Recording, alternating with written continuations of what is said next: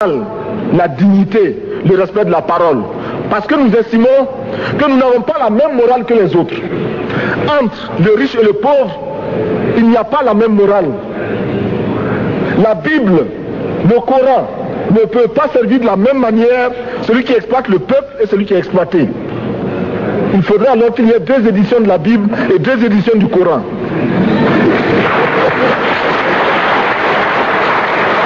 Nous ne pouvons pas accepter qu'on nous parle de dignité. Nous ne pouvons pas accepter que l'on nous parle de mérite de ceux qui payent et de perte de confiance vis-à-vis de ceux qui ne paieraient pas. Nous devons au contraire dire que c'est normal aujourd'hui. Nous devons au contraire reconnaître que les plus grands voleurs sont les plus riches. Un pauvre, quand il vole, ne commet qu'un larcin ou une peccadille, tout juste pour survivre par nécessité. Les riches, ce sont eux qui volent le fisc, les douanes et qui exploitent le peuple. Monsieur le Président, ma proposition ne vise pas simplement à provoquer ou à faire du spectacle. Je voudrais dire ce que chacun de nous pense et souhaite. Qui ici ne souhaite pas que la dette soit purement et simplement effacée? Celui qui ne le souhaite pas, il peut sortir, prendre son avion et aller tout de suite à la Banque mondiale payer. Tous nous souhaitons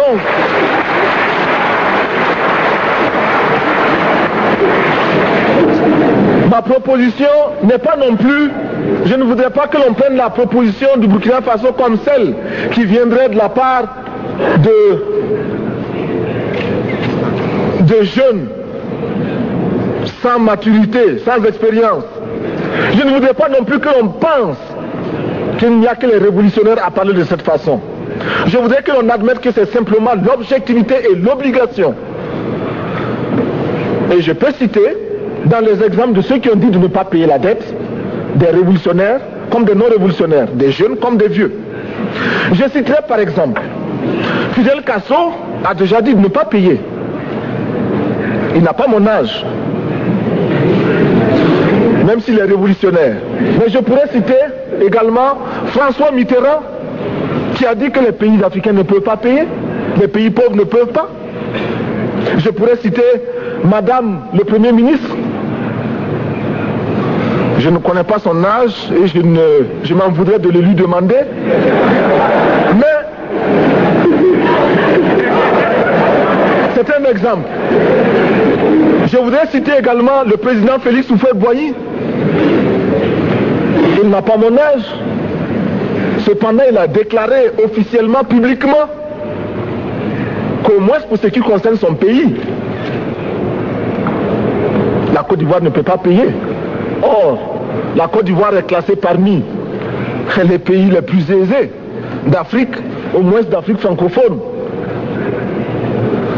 C'est pourquoi d'ailleurs il est normal qu'elle paye plus en contribution ici. Mais, Monsieur le Président, ce n'est donc pas de la provocation. Je voudrais que très sagement, vous nous offriez des solutions.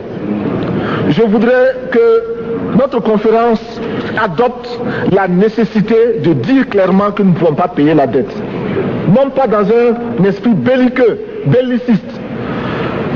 Ceci pour éviter que nous n'allions individuellement nous faire assassiner. Si le Burkina Faso tout seul refuse de payer la dette, je ne serai pas là à la prochaine conférence. Par contre, avec le soutien de tous, dont j'ai besoin,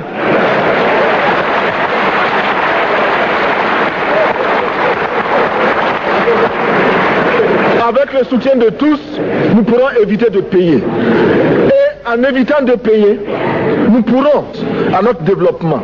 Et je voudrais terminer en disant, chaque fois qu'un pays africain achète une arme, c'est contre un Africain. Ce n'est pas contre un Européen. Ce n'est pas contre un Asiatique. C'est contre un Africain. Par conséquent, nous devons également, dans la lancée de la résolution de la question de la dette, trouver une solution au problème de l'armement. Je suis militaire et je porte une arme. Mais Monsieur le Président, je voudrais que nous nous désarmions. Parce que moi, je porte l'unique arme que je possède et d'autres ont camouflé les armes qu'ils ont.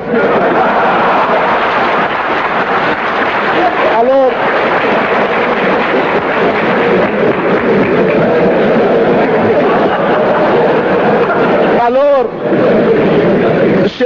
chers frères, avec le soutien de tous, nous pourrons faire la paix chez nous. Nous pourrons également utiliser ces immenses potentialités pour développer l'Afrique, parce que notre sous-sol sont riches. Nous avons suffisamment de bras et nous avons un marché immense, très vaste, du nord au sud, de l'est à l'ouest.